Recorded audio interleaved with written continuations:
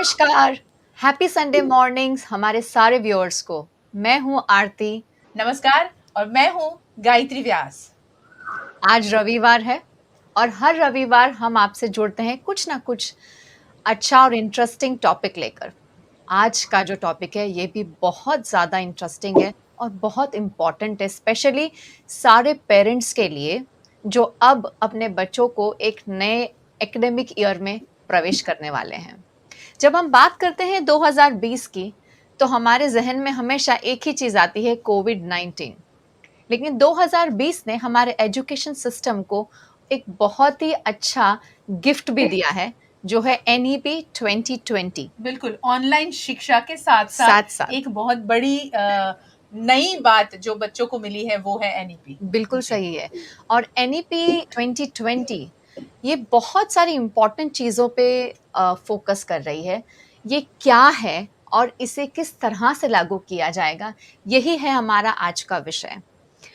हम एनईपी पे बात करें उससे पहले थोड़ा-सा मैं आपको ब्रीफ ज़रूर देना चाहूँगी।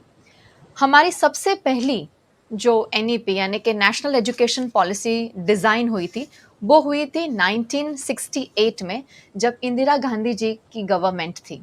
उसके बाद सेकंड पॉलिसी जो थी ये बनी थी 1986 में, राजीव गांधी जी की गवर्नमेंट में। और इसी पॉलिसी को मॉडिफाई किया था 1992 में बाय पीवी नरसिम्हा राव। और उसके बाद 34 इयर्स ऑलमोस्ट हमने वेट किया और अब हमें हमारी नई एजुकेशन पॉलिसी एनईपी 2020 मिली है। और उस दौरान मिली जब हम बहुत ज़्यादा जद्दोजहद कर रहे थे शिक्षा को लेकर। बच्चों को कैसे पढ़ाएँगे? लॉकडाउन है या इतनी ज़्यादा परेशानियाँ खड़ी कर दी थी। इस बीच ऑनलाइन एजुकेशन आया और ऑनलाइन एजुकेशन के बीच ये बहुत बड़ी एक नई एजुकेशन सिस्टम, नई पॉलिसी हमें जब मिली, तो सभी को खुशी हुई, मगर इसके बारे में बहुत सारी जानकारी लोगों को देना बाकी है, लोगों को जानने की उत्सुकता भी है। इसीलिए आज हम इस विषय पर बात करने वाले हैं और इस विषय पर बात करने के लिए हमारे साथ में गांधीनगर शिक्षा विभाग से जीसीईआरटी के डायरेक्टर टीएस जोशी सर हमारे साथ जुड़े हैं। बहुत-बहुत स्वागत है सर आपका। नमस्ते। नमस्ते सर। और हम आपका शुक्रिया पहले ही अदा कर लें कि अभी इसी मुद्दे पर आप बहुत ज़्यादा काम कर रहे हैं और बहुत ज़्यादा व्यस्त हैं, उसके बावजूद आपने हमें समय दिया है। तो सबसे पहला हमारा सवाल यही है सर कि एजुकेशन सिस्टम में ये परिवर्तन लाना कितना ज़रूरी था? તો સરસ સવાલ છે આપનો. આટલા जी, વર્ષો થયા ત્યારે સમગ્ર સમાજ જીવન છે એ जी, બદલાયું છે. સમાજ ઉપર ઘણી બધી અસર આપણે જોઈ શકીએ છીએ 35 વર્ષના સમયગાળામાં. जी, આજના યુગને આપણે ટેકનોલોજીનો યુગ પણ કહીએ છીએ અને 21મી સદીને જે રીતે આપણે જોઈએ છીએ એક ટેકનોલોજી યુક્ત સદી જેમાં નાના બાળકથી લઈને વૃદ્ધ સુધી બધા જ લોકો ટેકનોલોજીનો ભરપૂર ઉપયોગ કરે છે. કદાચ નાનું બાળક પણ બોલતા શીખ્યું નથી એ પણ આપણા મોબાઈલથી એના પસંદગીનું ગીત એ શોધી લે છે. जी, તો જ્યારે આટલું બધું પરિવર્તન સમાજમાં આવ્યું હોય ત્યારે શિક્ષણમાં સ્વાભાવિક છે કે પરિવર્તન હોય જ કારણ કે શાળા એ નાનકડો સમાજ છે. તો એના માધ્યમથી જે પરિવર્તન આવ્યું છે એ પરિવર્તન સ્વાભાવિક શિક્ષણમાં આવવું જોઈએ. 21મી સદીની જે સ્કિલ છે એ સ્કિલ આપણા બાળકોને મળવી જોઈએ.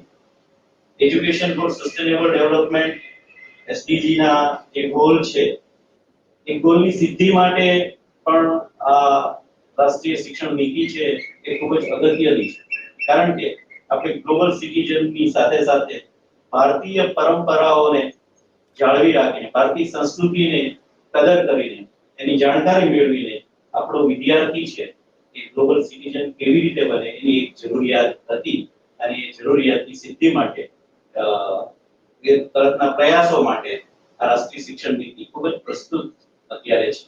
हम आगे बढ़ें गायत्री जी, उससे जी। पहले हमारा जो 10+2 का एजुकेशन सिस्टम था, जी, उसमें स्ट्रक्चर में काफी चेंज आया है। जी, तो नई एनईपी 2020 जो है उसे 4 स्टेजेस में डिवाइड किया गया है। पहले 5 साल, उसके बाद 3 साल, फिर 3 साल और फिर वापस 4 4 साल। साल। जी, अभी तक के इतने सालों में अर्ली एजुकेशन जिसे हम बोलते हैं, अर्ली ईयर्स को इतना महत्व नहीं दिया गया था। जी, लेकिन इस पॉलिसी में अर्ली एजुकेशन को भी पार्ट बनाया गया है फॉर्मल एजुकेशन का, जी, और वो फाउंडेशनल ईयर्स की तरह जाने जाएंगे starting from nursery to class 2।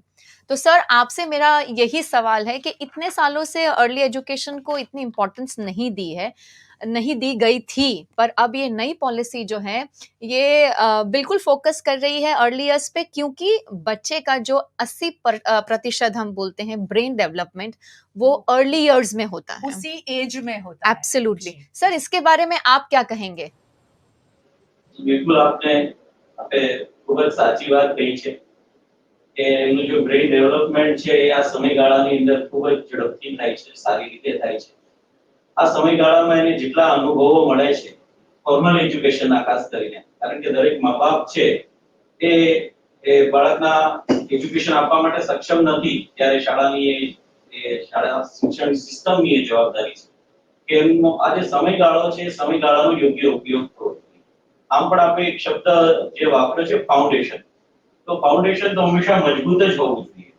તો 5+3+3+4 છે એ આમ જોઈએ તો સાયકોલોજીકલ એ બાળકના વિકાસના તબક્કાઓ છે. આપણે શિશુ, કિશોર, તરુણ, યુવાન એમ કહીએ છીએ એ રીતે પણ એ તબક્કાને આપણે જોવો જોઈએ કે પહેલા 5 વર્ષ છે મતલબ કે 3+ થી શરૂ કરવાનું છે. 2+ is not equal to 3. 3 વર્ષથી જ આપણે બાળકને ફોર્મલ એજ્યુકેશન માં મોકલવાની વાત અહીંયા છે કે એનો જે સ્વીકાર થયો છે પૂર્વ પ્રાથમિક શિક્ષણનો અથવા ઈસીસી નો, અર્લી ચાઇલ્ડ કેર એજ્યુકેશનનો, તો એ સમયગાળો ખૂબ જ મહત્વનો છે. એ આ નીતિમાં બહુ સારી રીતે ઉજાગર કર્યો છે કે વાલીએ કે બાળકનું શરૂઆતનું જે એનું વિકાસ છે એ યોગ્ય રીતે થાય.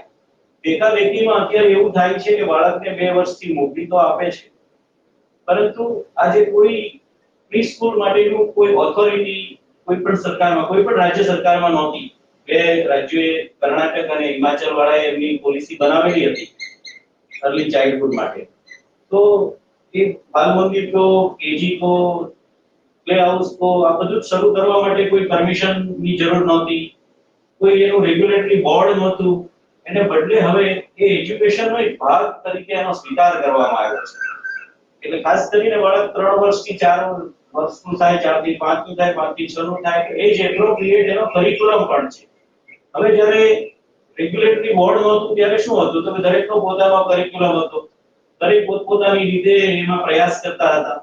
પરંતુ સાયકોલોજીકલ રીતે આપણે જોઈએ તો એ 6 થી 14 વય જૂથનું બાળક છે એના માટે બંધારણમાં 45મી કલમ હતી, હવે બદલાઈને મૂળભૂત અધિકાર થયો છે. તો બધી જ રીતે 6 થી 14 વર્ષનું બાળક એ પ્રાથમિક શિક્ષણ માટે જ આપણે એને કન્સિડર કરતા આવ્યા છીએ. જ્યારે સ્થિતિ એવી થઈ કે આપણે 5+ ને પણ આપણે પ્રાથમિક શાળામાં પહેલા ધોરણમાં મૂકવા લાગ્યા. એટલે નીચેના જે 2 વર્ષ છે 3+ અને 4+ નો એ 3 વર્ષને બદલે 2 વર્ષમાં કેક થવા लाग्યા. ખૂબ જાગૃત તો ન કહેવાય પણ જેને ભણાવવાની ખૂબ ઉતાવળ છે એવા મા બાપો 2+ થી પોતાના બાળકને બાલ મંદિર મોકલતું થયું, પરંતુ એ યોગ્ય નથી.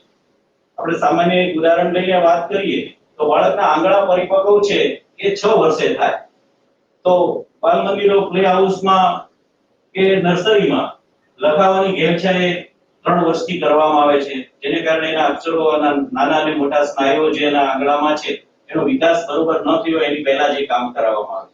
તો અહીંયા એક માત્ર હાયર ફાઉન્ડેશન એવું કીધું નથી પણ એ જે એપ્રોપ્રિએટ કરિક્યુલમની પણ અહીંયા એટલી જ મહત્વની વાત અહીંયા આવશે. ક્રિયા દ્વારા શિક્ષણની વાત આવશે, અનુભવ જગતની વાત આવશે. અને આપણે જે તો ગુજરાતનો એક વારસો સમૃદ્ધ છે. 100 વર્ષ પહેલા વિજુભાઈ બધેકાએ આપણને પૂર્વ પ્રાથમિક શિક્ષણનું મહત્વ સમજાવ્યું છે. અને ક્લિયર કટ આજે પણ એ જ એપ્રોપ્રિએટ કરિક્યુલમ એમનો જે 100 વર્ષ પહેલા બનાવેલો છે. લીનાબેન સારાભાઈ જે શ્રેયસની અંદર જે કામ કર્યું છે, જ્યાં ખુદ મોન્ટેસરી મેડમ પણ 3 મહિના એમની સાથે રહીને આ કામ કરેલું છે પૂર્વ પ્રાથમિકનું. તો આ રીતે પૂર્વ પ્રાથમિક શિક્ષણ છે એને ખૂબ મહત્વ આપવામાં આવ્યું છે. માત્ર એટલું નીતિમાં છોડી દીધું નથી કે મહત્વનું છે, એને માટે ફાઉન્ડેશનલ લિટરસી એન્ડ ન્યુમરસી માટેનું એક નેશનલ મિશનની પણ સ્થાપના થઈ છે.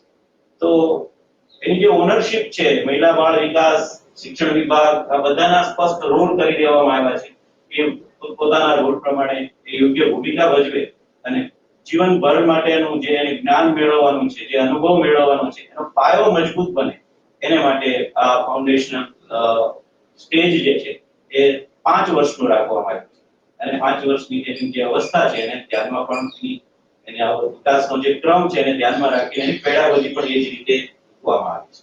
जो इसमें प्रोफेशनल नहीं थे, जी जैसे सर ने बताया कि वहाँ पे रिकॉग्निशन नहीं था गवर्नमेंट का, क्योंकि हर कोई अपने हिसाब से बाल मंदिर खोलकर बैठ रहे थे. जिसके पास में थोड़ी सी जगह है हाँ जी. और उसने प्ले सेंटर ओपन कर दिया, बाल करेक्ट, मंदिर ओपन कर दिया, बिल्कुल वो सारी चीजों में एक ब्रेक लगे और प्रोफेशनल लोग बच्चों के साथ काम साथ में करेंगे. काम करेंगे। ऐसे टीचर्स काम करेंगे जो अर्ली चाइल्डहुड डेवलपमेंट का कोर्स किया हुआ है या इस फील्ड से हैं, जी। जो बच्चे की साइकोलॉजी समझते हैं. बहुत ज़रूरी है और आई थिंक इससे एक सिस्टम फॉलो होगा.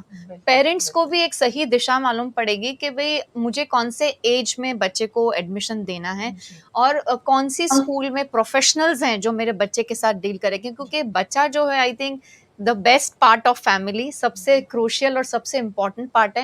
और एजुकेशन की जब शुरुआत होती है, जैसे फाउंडेशनल ईयर्स, जैसे बहुत सही नाम दिया गया है, बहुत सोच समझ के आपको जी एडमिशन लेना होगा. और ये नई एजुकेशन पॉलिसी उसी के लिए बहुत ज्यादा इस मुद्दे पर बहुत ज्यादा तवज्जो दे रही है. सर, अगला सवाल यही है कि एनईपी जो है उसमें ओवरऑल डेवलपमेंट बच्चों के उस पर बहुत ज्यादा जोर दिया गया है, उस पर पढ़ाई लिखाई का जो प्रैक्टिकल तरीका माना जा रहा है. इस बारे में आप क्या कहेंगे, क्या सोचते हैं आप? એનઈપી ડોક્યુમેન્ટ જોઈએ जी તો એનું જે હાર્દ છે जी सर. એ ચોથું ચેપ્ટર છે. ચોથા ચેપ્ટરમાં જે આપ વાત કરો છો કે બાળકનું ઓવરઓલ जी ડેવલપમેન્ટની આપણે વાત કરી जी તો એ કેવી રીતે થાય? આજે જ્યારે શિક્ષણમાં મોટે ભાગે એની પરીક્ષા એકાંગી છે, માત્ર લેખિત સ્વરૂપમાં જ લેવાય છે. એટલે બાળક લખવા માટે અને એ પણ રટેલું ગોખેલું લખવા માટે પરીક્ષાની સિસ્ટમ પણ એવા પ્રકારની છે, એનો પણ સુધારની જરૂર હતી અને એ નેશનલ એજ્યુકેશન પોલિસીમાં સારી રીતે એ પરીક્ષા સુધાર પર સારી વાત કરવામાં આવી છે. અને હોલિસ્ટિક રિપોર્ટ કાર્ડની અંદર પણ કેવા મુદ્દાઓનો સમાવેશ કરવો એની પર પણ ખૂબ ઝીણવટપૂર્વક વાત થઈ રહી છે. એટલે આપણે ત્યાં જેવા પ્રકારનું મૂલ્યાંકન હોય એવા પ્રકારની પદ્ધતિ વિકસાવવામાં આવે. માત્ર લેખિત પરીક્ષા છે તો લેખિત પરીક્ષામાં કેમ સારા માર્ક્સ આવે એના માટે શિક્ષકો અને સમગ્ર તંત્ર અને મા-બાપ બધા લાગેલા હોય છે. એને બદલે ચોથું ચેપ્ટર છે એ આખું એવા પ્રકારનું છે કે બાળકને એક્સપિરિયન્શિયલ લર્નિંગ મળે. તો એક્સપિરિયન્શિયલ લર્નિંગ મળે તો એનું મૂલ્યાંકન પણ એવી જ રીતે થવું જોઈએ. અભિપ્રેત છે મારી એ રીતે જ થશે. 360 ડિગ્રી મૂલ્યાંકનની વાત છે. માત્ર લેખિત મૂલ્યાંકનને બદલે ક્રિયાત્મક મૂલ્યાંકન થાય, મૌખિક મૂલ્યાંકન થાય, પરફોર્મન્સ બેઝ થાય, કે પરફોર્મ કરે એના પણ ગણતરીમાં લેવામાં આવે, બાળક કે પ્રોજેક્ટ કરે એને પણ ગણતરીમાં લેવામાં આવે, તો આ મૂલ્યાંકન પણ બાળક જાતે કરી શકે. પીયર એસેસમેન્ટ એટલે એના મિત્રો દ્વારા પણ થાય, એના વાલી દ્વારા પણ થાય, એના શિક્ષક દ્વારા પણ થાય અને હવે જુદી જુદી રીતે જે પરફોર્મ કરે છે એ દ્વારા પણ મૂલ્યાંકન થાય. એટલે કે એક્ટિવિટી બેઝ પેડાગોજી ની વાત કરવામાં આવી છે, ટોય બેઝ પેડાગોજીની વાત કરવામાં આવી છે, જુદા જુદા સબ્જેક્ટના ઇન્ટિગ્રેશનની વાત કરવામાં આવી છે. જ્ઞાન તો અખંડ છે, આપણે એને જુદા જુદા વિષયોમાં ખંડિત કર્યું છે. ટોય બેઝ છે, સ્પોર્ટ્સ બેઝ ઇન્ટિગ્રેશન છે, એવી રીતે આર્ટ ઇન્ટિગ્રેશનની પણ વાત કરવામાં આવી છે. તે ઓવરઓલની જે વાત કરીએ છીએ ત્યારે હું સામાન્ય રીતે આ વિષયની વાત કરું છું ત્યારે પૂર્વ ભૂમિકામાં ડોક્ટર અભય બંગ જે મહારાષ્ટ્રના એક સારા ડોક્ટર છે, જે વિસ્તારમાં કામ કરે છે આંધ્રની બોર્ડર પર, એને જ્યાં જે પ્રયોગો કર્યા છે મેડિકલ ફિલ્ડના છે, પરંતુ એ ભણ્યા કેવી રીતે એના માટે 6-7 પાનાની એક નાનકડી પુસ્તિકા છે, અરવિંદ ગુપ્તાની વેબસાઇટ પર પણ અવેલેબલ છે, સૌએ વાંચવા જેવી છે. એ છે મારી જાદુ શાળા. દરેક લેંગ્વેજમાં મળે છે. એમાં એને લખ્યું છે કે હું ગણિત કેવી રીતે શીખ્યો, હું ભાષા કેવી રીતે શીખ્યો. 2 કે 3 પેરેગ્રાફમાં જ લખ્યું છે, પરંતુ એ ખરું એક્સપિરિયન્શિયલ લર્નિંગ કહો કે પ્રોજેક્ટ બેઝ લર્નિંગ કહો કે સિચ્યુએશનલ બેઝ લર્નિંગ કહો, બધી જ વાત આપણને બહુ સારી રીતે એમાં સમજાય છે. અભય બંગના શિક્ષકે એ વર્ધામાં ભણતા હતા ત્યારે એના શિક્ષકે કહ્યું કે એ ગાય રોજનું કેટલું પાણી પીએ છે અને એ ગાય માટે ગૌશાળામાં કેટલી ગાયો છે અને ગાયો માટેનો એક કવાડો એટલે પાણી પીવા માટેનો એક ટેન્ક બનાવવાની હોય તો કેવડી બનાવવાની થાય અને એ જાતે બાળકે બનાવવાની હતી.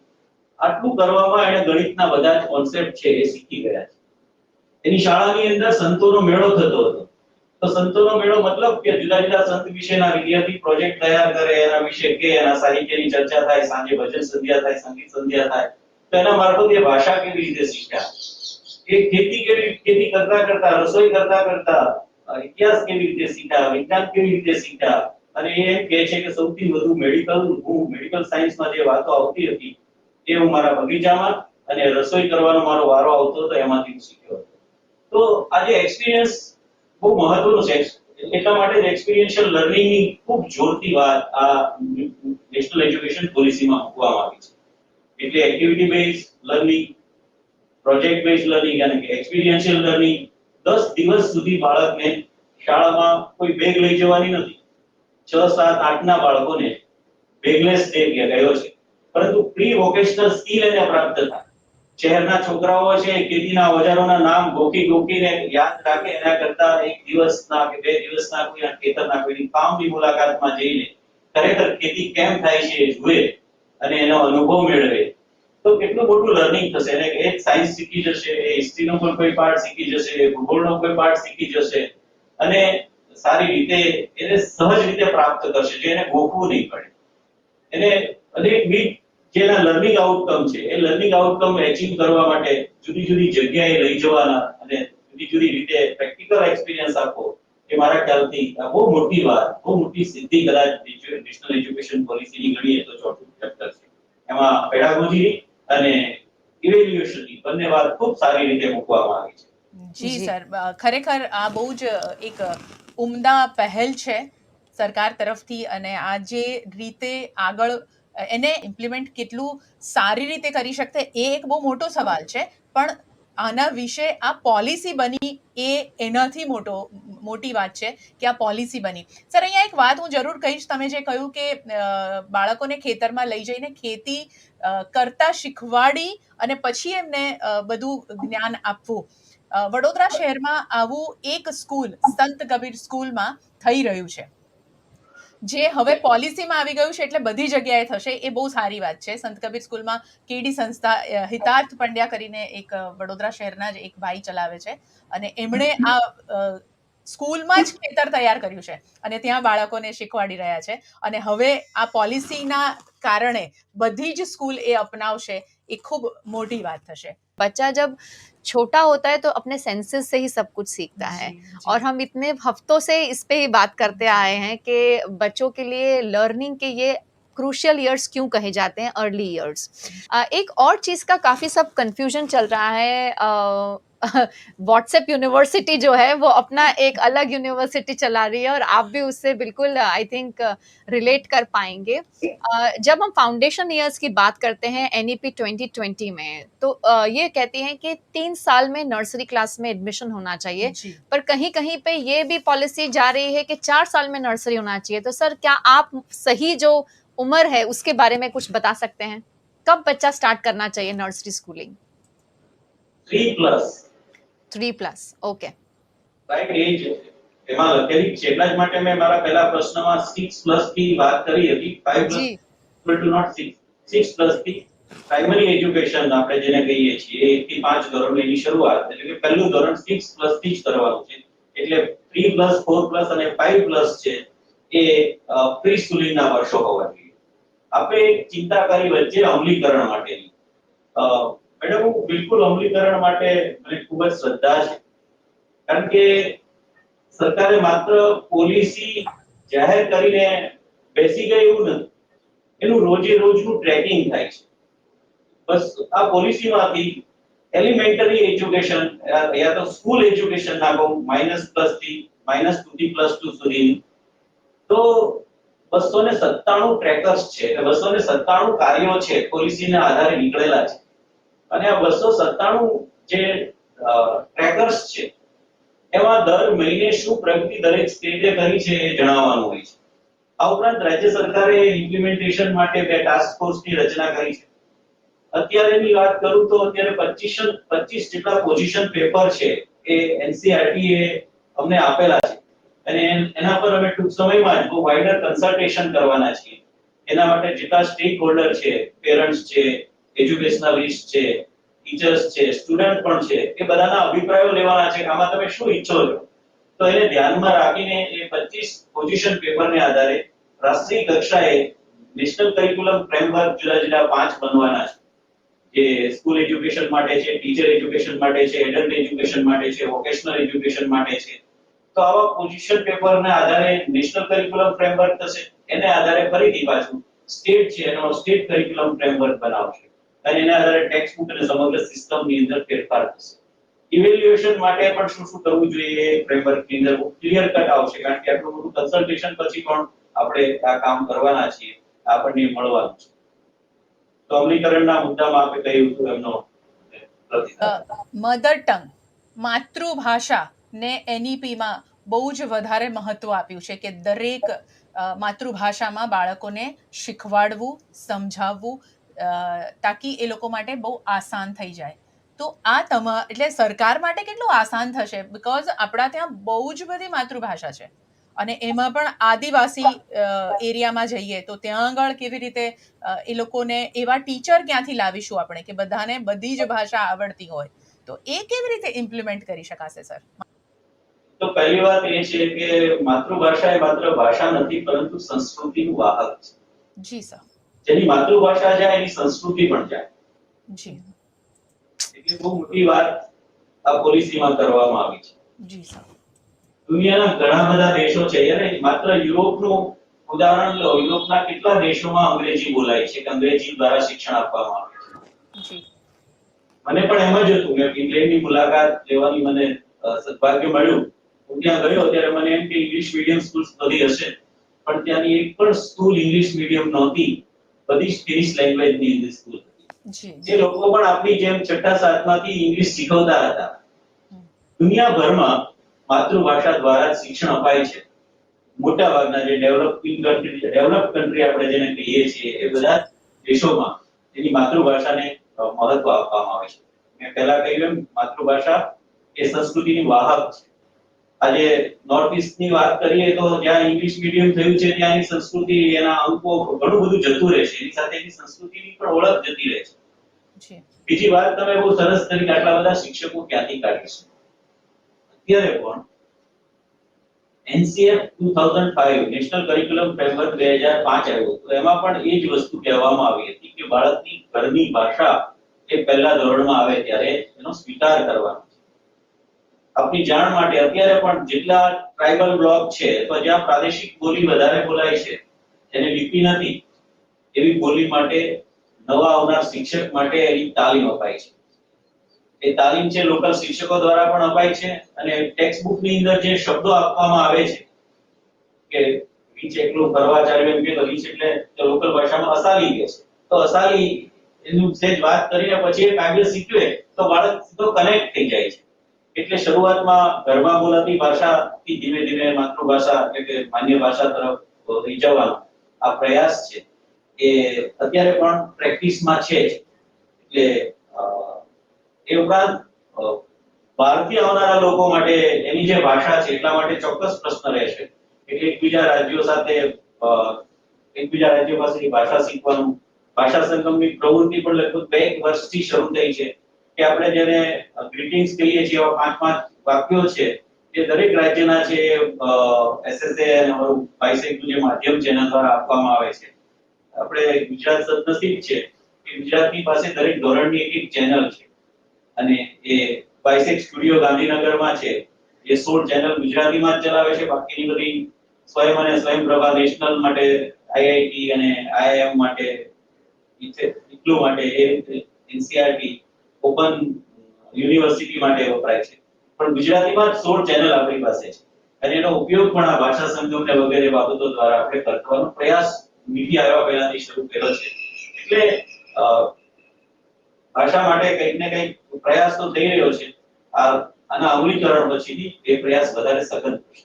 એનઈપી 2020 જ્યારે ડિક્લેર થયું ત્યારે સૌથી વધારે ખુશી મને થઈ હતી, કારણ કે માતૃભાષા મધર ટંગને ઇન્વોલ્વ કરી છે અને દરેક માતૃભાષામાં શિક્ષણ આપવાની જે વાત કરી હતી, ત્યારે મને એક જ વિચાર આવ્યો હતો કે માતૃભાષાને બચાવવા માટેની જેટલી પણ મુહિમ છે એ મુહિમને બધી સ્ટોપ કરી દેવાનો સમય આવશે કે હવે મુહિમ ચલાવવાની જરૂર નથી, કારણ કે માતૃભાષા એમને એમ જ બચી જવાની છે જ્યારે શિક્ષણ આપવાની વાત આવશે.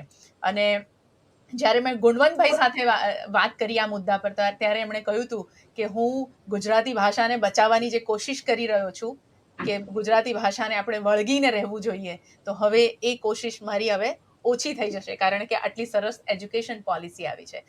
સર, વોકેશનલ ટ્રેનિંગ પર ગુજરાતીમાં મારી માતૃભાષામાં જવાબ આપો. અને અમે પણ વચ્ચે ગુજરાતી લઈ લીધું છે. સર, આમાં એવું છે કે અમારી ચેનલ હિન્દી છે અને રાષ્ટ્રભાષા છે આપણી હિન્દી, તો અમારું કોશિશ હતી કે વડોદરા શહેર અને આપણા દેશના જેટલા પણ જગ્યાએ આ જોવાય એ બધા જ આ પોલિસીને સમજી શકે, એટલે આપણે બંને ભાષાને ભેગી કરી છે. एनईपी 2020 में जो वोकेशनल ट्रेनिंग पर भी बहुत ज़्यादा जोर दिया है, बहुत ज़्यादा तवज्जो दिया है, उसे कैसे लागू किया जाएगा सर? किस तरह से बच्चों को उसमें आगे बढ़ाने की कोशिश होगी सरकार की ओर से? प्री वोकेशनल स्किल्स की बात प्री स्कूलिंग की जी कदाच આપણે શરૂ કરી શકીએ. जी અપર પ્રાઇમરી સ્કૂલમાં એ 10 દિવસ એના માટે ટોટલ ડેડિકેટ કર્યા છે, આપણે આપ જાણો છો. એ રીતે સેકન્ડરી હાયર સેકન્ડરીમાં એક બાળક જો એક વિષય ભણે છે એ વિષયના ઓપ્શનમાં એ વિષય ઓછો કરીને પણ દરેક રાજ્ય સરકારે એક વોકેશનલ સ્કિલ બાળક સેકન્ડરી અને હાયર સેકન્ડરી એજ્યુકેશન પૂરું કરે ત્યાં સુધીમાં મેળવે એવો ગોલ રાખવામાં આવ્યો છે. जी અને આપણે ત્યાં ગુજરાતમાં બહુ સારો ઉત્તર બુનિયાદી શાળાઓ, ગાંધી વિચારવાળી જે શાળાઓ છે એ ગુજરાતમાં ઘણી બધી. जी ત્યાં ખેતી, પશુપાલન, બાગાયત આ બધું સહજ રીતે એનો અભ્યાસક્રમ છે, એના પુસ્તકો છે. કેટલીક જગ્યાએ સરકાર દ્વારા નાના નાના પ્રયોગ પણ થયા છે. કચ્છની 22 શાળાઓમાં વોકેશનલ એજ્યુકેશન આપવામાં આવે છે. આ કામ માટે આપણે ગુજરાતમાં કેવી રીતે સમગ્ર રીતે અમલ કરીશું એ જાણવા સમજવા માટે અમે અમારી ટીમ સાથે આ પોલિસી વાંચ્યા પછી જેમ જેમ સમજ પડતી ગઈ તેમ સમજવા માટે અમે ભોપાલમાં Pandit Sundarlal Sharma central institute of vocational education નામની એનસીઆરટી ની સંસ્થા છે, જે સમગ્ર દેશ માટે વોકેશનલ એજ્યુકેશનનું ચિંતન કરે છે અને એને ગાઈડન્સ આપે છે. તો ત્યાં જઈને અમે ઘણું બધું શીખી આવ્યા, કારણ કે આમાં અમે અમારી જાતને ઝીરો સમજતા હતા બધું હોવા છતાં. તો અમે 3 દિવસમાં ઘણું શીખ્યા છીએ અને એના આધારે ગુજરાતમાં કેવી રીતે શું કરવું જોઈએ અમલીકરણ માટે ની ચર્ચાઓ થાય છે. જ્યારે અમલીકરણ થશે ત્યારે ખરેખર આપણે જોઈ શકીએ કે નવા જમાનામાં જે સ્કિલની જરૂરિયાત છે, જે વોકેશનની જરૂરિયાત છે, એ એવી સ્કિલ પણ આપણે જુદા જુદા અભ્યાસક્રમના મારફતથી મળશે. जी जी वोकेशनल ट्रेनिंग की बात, यानी इस पर बहुत सारी फिल्मों में भी बात हुई है कि प्रैक्टिकल एजुकेशन बहुत ज़्यादा ज़रूरी है. हम लोग सिर्फ थियोरी पे बहुत भागते हैं और बहुत सारी अवेयरनेस की बातें अक्सर हुई, मगर उससे कोई फायदा नहीं होता था, सिर्फ बातें ही रह जाती थी. मगर अब जब सरकार ने इस पर इतना ज़्यादा सोचा है और एनईपी 2020 में इसका जिक्र किया है, इसको इतना ज़्यादा तवज्जो देकर लागू कर दिया है, ये बहुत बड़ी बात होगी और बच्चों के लिए आने वाले दिन, आने वाला भविष्य बच्चों के लिए बहुत ज़्यादा अच्छा होगा, क्योंकि हर एक बच्चा थियरी पढ़ सके ऐसा नहीं होता. हर एक बच्चे में वो सक्षमता नहीं होती कि सिर्फ थियरी की एग्जाम देकर वो 93%, 99% वो ला सके. कई बच्चे ऐसे होते हैं टेक्निकली बहुत ज्यादा साउंड होते हैं, मगर उनको थियरी यानी लेखन और पढ़ाई में नहीं होता इंटरेस्ट. तो ये सारी बातों को लेकर सरकार ने ये जो सोच नई एजुकेशन पॉलिसी में डाली है वो बहुत बड़ी बात है. सर, 12वीं के बाद ग्रेजुएट और मास्टर्स कोर्स में भी बदलाव किए जाते हैं. अब इसमें कैसे बदलाव होगा, उसके बारे में बताइए. હાયર એજ્યુકેશનમાં એક તો જે બદલાવ છે जी એ વિષયોના વાળા સ્ટ્રીમ બાળક પોતાની પસંદગી મુજબના વિષયો રાખી શકે છે. जी સાયન્સ, કોમર્સ, આર્ટ્સ એવા વાળાને બદલે સાયન્સ વાળો વિદ્યાર્થી હિસ્ટ્રીમાં રસ હોય તો કેટલાકને હોય, સંગીતમાં પણ રસ હોય તો એવા વિષયો છે તો એમને મળશે, બહુ સારી વાત આમાં થઈ છે. બાકી ક્રેડિટ છે એ ટ્રાન્સફર કરવાની વાત છે. કોઈ જગ્યાએ જઈને ભણે, માન્ય યુનિવર્સિટીમાં, માન્ય કોલેજમાં જઈને એટલો સમય પૂરતો એની ક્રેડિટ પણ ટ્રાન્સફર થાય. પ્લસ બહુ સારી વાત તો એ છે કે એક વર્ષ કરીને છોડી દે તો અત્યારે માનો કે કોઈ વિદ્યાર્થી છે સંજોગોના આધારે કોલેજમાં એક જ વર્ષ કરે છે, પછી એ કોલેજ જઈ શકતો નથી, તો એને કઈ કોઈ આપણી ડિગ્રી મળતી નથી. ત્યારે એક વર્ષને અંતે સર્ટિફિકેટ કોર્સ, 2 વર્ષની અંતે ડિપ્લોમા, 3 વર્ષની અંતે ગ્રેજ્યુએશન અને એવી રીતે 4 વર્ષનું કરે તો એમને વધારે સારું ઓનર્સની ડિગ્રી સાથે મળવાની જોગવાઈ ખૂબ સારી રીતે કરવામાં આવી છે. એમાં ખૂબ ફ્લેક્સિબિલિટી જે મૂકવામાં આવી છે ખરેખર આવકારદાયક છે. इसमें सबसे ज़्यादा बेनिफिट जो है वो गर्ल एजुकेशन को होने वाला है। जब हम बात करते हैं गाँव की, तो गाँव में अक्सर हम देखते हैं कि लड़कियों की शादी काफ़ी जल्दी हो जाती है। तो ऐसे में जब बच्चे पढ़ते होते हैं तो शादी के समय उनको छूट जाना पड़ता है और फिर वो चीज़ वहाँ ही अटक जाती है। तो हम बोलते हैं अरे 10वीं का एग्जाम दे ही नहीं पाए तो हम तो 9वीं पास हैं, ऐसी बात हम करते हैं बच्चे। तो आई थिंक ये जो नई एजुकेशन पॉलिसी है ये बहुत ही फ्रीडम देती है और ऐसा कोई भी साल नहीं है जो आपका वेस्ट जा रहा है। आई think that is the best part about the policy. और हम कहते हैं ना कि फॉरेन में क्यों ऐसा होता है कि भाई मुझे, जी सर, हाँ जी, ऑल्टरनेटिव वेज ऑफ स्कूलिंग भी एक बड़ी बात है, प्रोविजन है। जी, इसकी वजह हम वो ऑल्टरनेटिव स्कूलिंग भी कर सकते हैं। स्कूल में नहीं गए तो एनआईओएस और भी कई सारे इंतजाम राइट राइट। सो मोड, अलग अलग मोड हैं हमारे पास जिससे हम स्कूलिंग कर सकते हैं अगर स्कूल फिजिकली आप नहीं जा पा रहे हैं तो। लेकिन अक्सर हमारे बच्चे जब फॉरेन जाते हैं तब बोलते हैं ना कि भाई वहाँ के लोगों को बायोलॉजी पसंद नहीं है, तो वो क्यों पढ़े, वो किसी और सब्जेक्ट का पढ़ते हैं। हमारे सिस्टम में ऐसा क्यों नहीं है, हमें साइंस में इंटरेस्ट नहीं है फिर भी साइंस सब्जेक्ट पढ़ने पड़ते हैं। तो ये जो सर ने डिस्क्राइब किया आई थिंक वो बहुत ही बढ़िया बात है।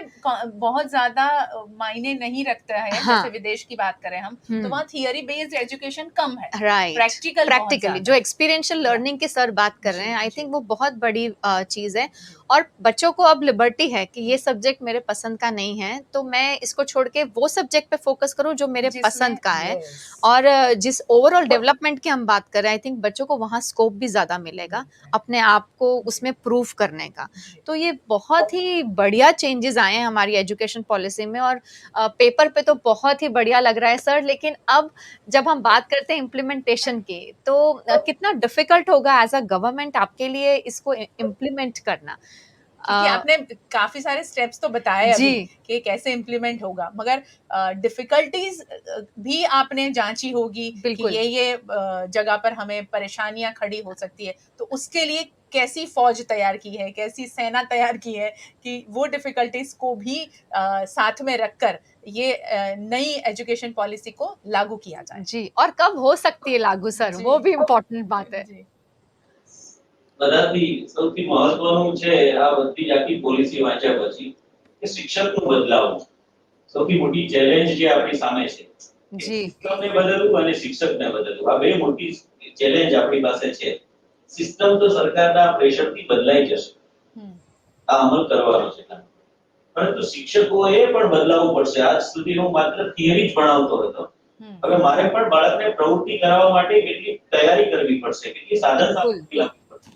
મારે બાળકને એક્સપિરિયન્શિયલ લર્નિંગ આપવું છે તો એને માટે મારે પહેલા જે વ્યવસાયકાર પાસે, કોઈ કુંભાર પાસે, કોઈ લુહાર પાસે, કોઈ સુથાર પાસે, કે બેંકમાં, પોસ્ટ ઓફિસમાં, પોલીસ સ્ટેશન, તો કોર્ટમાં જ્યાં કંઈ લઈ જવાના છે એની મારે તૈયારી કરવી પડશે. એની સાથે પહેલાથી કોર્ડિનેશન કરવું પડશે. લઈ જતા પહેલા શું કરવું, એ સમયગાળા દરમિયાન વિદ્યાર્થીએ કેવી પ્રશ્નોત્તરી કરવાની છે, આવ્યા પછી એને જુદા જુદા વિષયની સાથે મારે કેવી રીતે હું એને કનેક્ટ કરીશ, આ બધી વિગતોમાં પડવાનું છે શિક્ષકોએ. તો શિક્ષક જ્યારથી બદલાઈ જશે ત્યારથી પોલિસીનો અમલ સરસ રીતે શરૂ થશે અને શિક્ષકો માટેની એની માટેની ટ્રેનિંગની જોગવાઈ પણ 50 કલાકની પ્રતિ વર્ષ છે એ આમાં કરવામાં આવી છે. મને લાગે છે કે આમ સર્વગ્રાહી રીતે વિચારવામાં આવ્યું છે આમાં. और जब सब शिक्षक अगर मिलकर सोचें कि बच्चों के हित में ये चीज हुई है और हमें उसमें भाग बनना है तो शिक्षक भी जरूर बदलेगा। मगर एक अनुभव ऐसा है, बीइंग ए पत्रकार, मैंने जो मार्क किया है सर, जितने भी गवर्नमेंट स्कूल को मैं कवर करती रही हूँ आज तक, तो वहाँ पर शिक्षकों की जो एजुकेशन है वो बहुत ही पुअर है। उनको खुद को वो नहीं अंक आते होते हैं, उनको वो इंग्लिश के स्पेलिंग उनको नहीं आते होते हैं, उनको गुजराती भी अच्छी लिखनी नहीं आती होती है। ऐसे शिक्षकों को इस तरह से तैयार करना कितना डिफिकल्ट होगा सर? સમય બદલાય તેમ બધું જ બદલાય. અપેક્ષાઓ તો ઘણી બધી વધી છે जी सर। એમની પાસેથી. એમને પણ સમજવા પડશે, એમને પણ તૈયારી કરવી પડશે. એના માટે શિક્ષક સજ્જતા માટે સરકાર અત્યારથી જ પ્રયત્ન કરી રહી છે. जी। તો એ ચોક્કસ થશે એવા આશાવાદ સાથે આપણે આ આજની વાત કરી રહ્યા છીએ. जी बिल्कुल, सर। और आई थिंक बात उम्मीद पे दुनिया कायम है। बिल्कुल, बिल्कुल। और मुझे ऐसा लग रहा है कि जिस तरह आप लोग मशक्कत कर रहे हैं, जिस तरह इस पॉलिसी को लागू करने के लिए सारी चीजें जांच रहे हैं, भांप रहे हैं, और आगे कैसे ये इम्प्लीमेंट किया जाए उसके ऊपर काम कर रहे हैं, तो डेफिनेटली इसमें बहुत अच्छे होप्स हैं और अच्छा ही होगा। बस मैं यही ऐड करने वाली थी कि कोविड में भी हमें पता नहीं था कि जी। भाई शिक्षण जो है वो आगे कैसे बढ़ेगा, लेकिन ऑनलाइन लर्निंग कैसे पॉसिबल हो वर्चुअल पाएगी? टीचिंग या तरीका भी आई थिंक टीचर्स ने अडॉप्ट किया। किया। स्टार्टिंग में डेफिनेटली सबके लिए बहुत ही मुश्किल समय था, जी। पर अब 1 साल के बाद जब वो देखते हैं तो वो अपने आप को एकदम नए वर्जन में देख रहे हैं। जी, तो जी। जिस तरह से सर बोल रहे हैं कि जब समय बदलता है तो शिक्षक को भी बदलना पड़ेगा, और आई बिल्कुल। थिंक अगर हम सोच लें कि हमें एजुकेशन सिस्टम में चेंज लाना है तो सब टीचर्स चेंज हो सकते हैं। बिल्कुल, बिल्कुल। आखिरी सवाल है सर, 5 सालों के बाद ये नई एजुकेशन पॉलिसी को लागू करने के 5 साल बाद हमारी ये सिस्टम को, शिक्षा में जो बदलाव आया, कहाँ देखते हैं? कैसे देखते हैं आप? હું એમ સમજુ છું કે સૌથી મોટો ફાયદો છે जी। એ બાળકોના વિકાસ પર થશે. અત્યાર સુધી એક જ પ્રકારનું જે એકાંગી પ્રેશર હતું. जी। કેટલાક બાળકો એવા છે બહુ સારી રીતે સમજી શકે છે, પરંતુ એ લખી શકતા નથી. એ ડિસ્લેક્સિક હશે તો યોગ્ય રીતે લખવામાં પણ એને પ્રોબ્લેમ હશે. जी, जी सर। એવા ઘણી બધી સમસ્યાઓ હશે જેને લખવાથી પ્રોબ્લેમ છે. કેટલાક લોકોને માત્ર મોઢે કહી દેવામાં ખૂબ સારી રીતે આવડે છે. સામાન્ય ઉદાહરણ લઈએ તો પ્રકાશ સીધી લીટીમાં ગતિ કરે છે, એવો આપણે પ્રયોગ કરાવીએ છીએ શાળામાં, પણ બાળકને તો એ ખબર છે જ. તો એ મૌખિક રીતે વર્ણન કરી શકશે, પરંતુ લેખિત વર્ણન કરવામાં એને જે મુશ્કેલી પડે છે કેટલાક બાળકો, આવા બાળકોને તો બહુ મોટી મુક્તિ થશે. બીજું જે શિક્ષક કોમ્પ્રિહેન્સિવલી શીખશે. અત્યારે માત્ર પરીક્ષા આપવા માટે શીખે છે, કદાચ એ જીવન માટે શીખતો હશે. આપણે વચ્ચે જે વાત કરી કોવિડના સમયગાળામાં, પ્રશ્ન મને પૂછો અને સમર્થન તમે આપ્યું, શિક્ષક બદલાય છે. પણ કોવિડે જીવનના અનેક ક્ષેત્રોમાં અનેક ઘણું નુકસાન કર્યું છે, પણ મારે શિક્ષણમાં એને પોઝિટિવ હું એને સમજુ છું કે જો આ ન હોત તો શિક્ષકો કદાચ રિટાયર્ડ થનાર શિક્ષક છે, છેલ્લું વર્ષ છે, એ લોકો પણ મોબાઈલમાંથી ફોન ઉપાડો અને ફોન બંધ કરવા સિવાય બે બટનથી આગળ વધતો નહીં. એવા શિક્ષકો WhatsApp થી અને વર્ચ્યુઅલ ક્લાસ લેતા થયા. जी। આ કદાચ બહુ ટ્રેનિંગ થી કે સરકારે પ્રેશર કર્યું હોત તો પણ ના થઈ શક્યું હોત 100%. એ વસ્તુ થઈ. આજે ગામડાનો બાળક છે એ આ ગેજેટ થી પરિચિત થયો. એ કેટલીક શાળાઓની મુલાકાત, ગામોની મુલાકાત લીધી છે, વાલીઓના ઘર પર ગયા છીએ, બાળકોને પૂછ્યું છે. હું ગામના નામ સાથે કહી શકું કે અમારી જે મુલાકાત થોડા સમય પહેલા હતી મહેસાણા જિલ્લાના જોટાણા તાલુકામાં નગીનપુરા પ્રાથમિક શાળા, जी। ત્યાં અમે જે વાલીની સાથે વાત કરતા હતા કે તમે દૂરદર્શન માટે શું વ્યવસ્થા છે, તમે ક્યાં જોવા તમારા છોકરાને મોકલો છો, એના ઘરમાં નહોતું કીધું. એ વાત કરતા હતા એ સમયગાળામાં એની દીકરી 3જા ધોરણમાં ભણતી હતી. એણે આવીને એના પપ્પાનો મોબાઈલ માંગ્યો કે પપ્પા મારો ક્લાસ શરૂ થાય છે, આપો. એને તરત જ જોઈ 1 મિનિટમાં પાછો એમાં મોબાઈલ ડેટા શરૂ કરી આપો, નેટ ચાલુ નથી પપ્પા. તો એ 3જા ધોરણની દીકરીને પણ અત્યારથી આ ટેકનોલોજીના ઉપયોગ કરતા શિક્ષણ લેતી થઈ. તો બે કામ સૌથી મોટા થયા એવું મને લાગે છે. એક ટેકનોલોજીનો ઉપયોગ વિદ્યાર્થીઓ અને શિક્ષકો કરતા થયા. થોડા ઘણા અંશે એમાં અપવાદ હોઈ શકે છે, પરંતુ મોટે ભાગે એ ખૂબ પોઝિટિવ સાઇન છે મારા માટે. બીજું છે સેલ્ફ લર્નિંગ. આપણે બાળકોને ભણાવીએ છીએ શું કામ? આખરે તો અલ્ટિમેટલી એ સેલ્ફ લર્નિંગ તરફ જાય શિક્ષક, ત્યાં સુધી એને મદદ કરવાનો છે. તો આ સમયગાળામાં બહુ બધા બાળકો છે સેલ્ફ લર્નિંગ કરતા થાય. તો આ બે બહુ મોટી સિદ્ધિ છે કે આ છેલ્લા વર્ષોમાં અમે કહીએ છીએ શાળાઓ બંધ છે, શિક્ષણ નહીં. બાળકને ઘર ઘર સુધી જ્યાં ગેજેટ્સ નહોતા એવી જગ્યાએ પ્રિન્ટેડ ફોર્મની અંદર પણ મટીરિયલ ગયું છે. શિક્ષકોએ એટલી બધી મહેનત કરી છે કે જેમના ઘરે ટીવી હોય તો આજુબાજુના વાલીઓને પણ સમજાવીને બે બાળકો 3 બાળકોને ક્લબ કરે, એનું ટાઈમ ટેબલ એના ઘર પર જઈને લગાવી આપે. મને એમ લાગે છે કે આટલા બધા નજીક શિક્ષક સમાજ સાથે નહોતો. આ સમયગાળાની અંદર સમાજ અને શિક્ષક વચ્ચેનું અને બાળકો વચ્ચેનું અંતર ખરેખર બહુ ઓછું થયું છે, વધારે સઘન થયું છે એમ કહેવું જોઈએ. તો આ એક સિદ્ધિ પણ છે. તો આમાં બદલાયા છે કોવિડમાં તો નેશનલ એજ્યુકેશન પોલિસીના અમલની અંદર ચોક્કસ શિક્ષકો કંઈક ને કંઈક કરતા રહેશે. જો આગ્રહ રાખવામાં આવે એ પ્રકારે લોકો કામ કરતા હોય છે. પરિસ્થિતિ પ્રમાણે પોતે લક્ષ્ય અચીવ કરવા માટે કંઈક ને કંઈક કરતા હોય છે. કેટલાક શિક્ષકોએ પોતાની ગાડીમાં ટીવી લગાવ્યું છે અને જુદા જુદા મહોલ્લામાં જઈને ઊભું રાખે છે. કેટલાક ટીવીના દાન લઈ આવ્યા છે અને શેરી શાળાઓ શરૂ કરી છે. કેટલાક ગેજેટ્સ આપ્યા છે. એટલે આપણે માનીએ છીએ એના કરતા શિક્ષક છે એ વધારે રિસેપ્ટિવ છે સૌથી વધારે, એવું મને ક્યારેક अनुभव થતો જ રહે છે. एक बहुत ही बड़ा मुद्दा जो आपने कहा है वो ये है कि अभी तक पढ़ाई सिर्फ मार्कशीट में अच्छे मार्क्स के लिए पढ़ी जाती थी, अब जो पढ़ाई होगी वो जीवन जीने के लिए होगी. ये सबसे बड़ा इसकी बात आपने बताई है नई एजुकेशन पॉलिसी के बारे में. और यहाँ एक बात और मैं जोड़ना चाहूंगी सर, बहुत बहुत शुक्रिया आपका हमारे साथ जुड़ने के लिए. आखिर में एक बात जरूर बताऊंगी कि अभी तक ऐसा था, एक जमाना था जब ऐसा कहा जाता था कि लुहार का बेटा लुहार बनेगा, किसान का बेटा किसान बनेगा, मोची का बेटा मोची बनेगा और कुम्हार का बेटा कुम्हार बनेगा. इस तरह से जोड़ा जाता था. मगर कुछ समय ये बहुत पहले था, उसके बाद में इस बात में और प्रैक्टिकल लाइफ में बहुत बदलाव आया. सभी ने एक ऐसी अंधी दौड़ लगाई कि नहीं, मैं कॉलेज में पढ़ने जाऊंगा, मैं इंजीनियर बनूंगा, मैं ये बनूंगा, मैं वो बनूंगा. और जो अपना पुश्तैनी जितनी भी चीजें थी उसको हमने छोड़ दिया था. अब नई एजुकेशन पॉलिसी में वो सारी चीजों को जब इंक्लूड किया गया है तो अब उस ऐसी चीजों से जो अपने पिताजी काम करते थे उस काम से भी हर एक बच्चे को प्यार होगा. बहुत बहुत शुक्रिया हमारे साथ जुड़ने के लिए सर. Thank you sir. आपका भी आभार.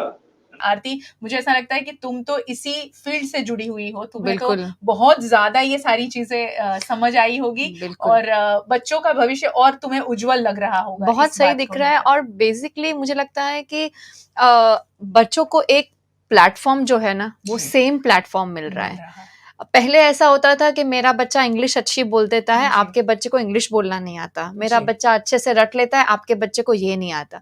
लेकिन जब हम बात करें 360 डिग्री डेवलपमेंट की, जब जी. हम बात करते हैं कि एक्सपीरियंशियल लर्निंग की, तो हर बच्चे की कैपेबिलिटीज में शोकेस होने वाली है. जी. जी. तो कंपटीशन जो है वो अब सही मायने में बहुत हेल्दी हो जाएगा. So I think that is the best part about this education policy. और सभी पेरेंट्स को इसे समझना बहुत जरूरी है. सर ने काफी सारे इंपॉर्टेंट मुद्दे जो हैं वो आज हाईलाइट किए हैं. काफी चीजें जो आपके दिमाग में कंट्रोवर्शियल थी कि भी कब स्टार्ट करना चाहिए, कब नहीं करना चाहिए, वो काफी सारे मुद्दों पे सर ने हमारे साथ आज बात की है. जी. और एक्चुअल हमारा मकसद यही था, क्योंकि अब हमें नया एकेडमिक ईयर स्टार्ट कर रहे हैं, बच्चे नए स्कूलिंग वर्चुअली करेंगे, तो एज अ पेरेंट आपको ये सारी चीजों का आभास होना बहुत जरूरी है. बहुत बहुत शुक्रिया हमारे साथ जुड़ने के लिए. वीएनएम टीवी का यूट्यूब चैनल सब्सक्राइब करें, वीएनएम टीवी फेसबुक को लाइक करें. हमारे साथ में खबरों के लिए आप जुड़ सकते हैं हमारे इंस्टा, ट्विटर और वीएनएम टीवी की वेबसाइट विजिट करें, जहां पर राज्य, देश, दुनिया की खबरें हम आप तक लेकर आते हैं. और जितने भी पेरेंट्स हैं, हमारे ऐसे टॉक्स का हिस्सा बनने के लिए वीएनएम टीवी किड्स के चैनल को जरूर सब्सक्राइब करिए, लाइक करिए, शेयर करिए. And thank you so much everybody for joining in. Thank you. नमस्कार. नमस्ते.